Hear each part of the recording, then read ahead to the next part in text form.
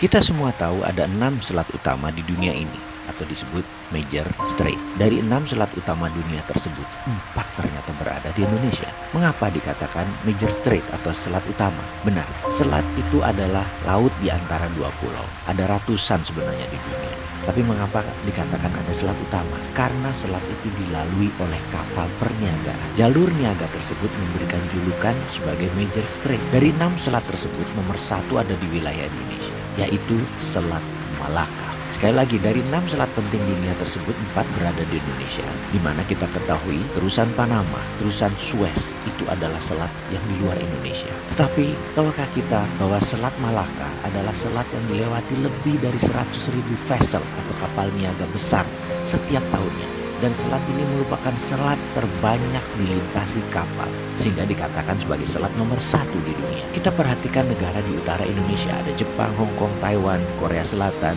Cina, di mana semuanya adalah negara produsen besar di dunia. 20% vessel mereka ke Amerika Utara, 80% kapal niaga mereka menuju arah Asia Timur, Asia Tenggara, Afrika, dan Eropa. Dan semuanya melalui selat di Indonesia. Bahkan ada 18 juta barel per hari kebutuhan BBM negara utara Indonesia tersebut, di mana 80%-nya disediakan oleh Selat Hormuz, juga melalui Selat Malaka. Australia kalau mengirim barang ke negara utara Indonesia tersebut pasti melewati Selat Lombok dan Selat Makassar. Lalu Indonesia dapat apa sih sebenarnya? Jujur, Indonesia tidak dapat apa-apa dari laut yang dipakai tersebut, dari selat yang dipakai tersebut, tidak dapat apa-apa. Oke, itu masa lalu.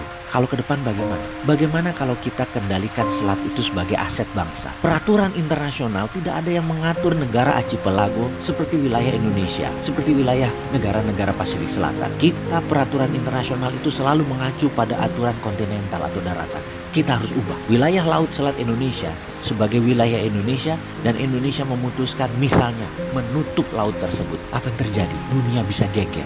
Australia lewat Papua Nugini kalau mau kirim barang ke utara.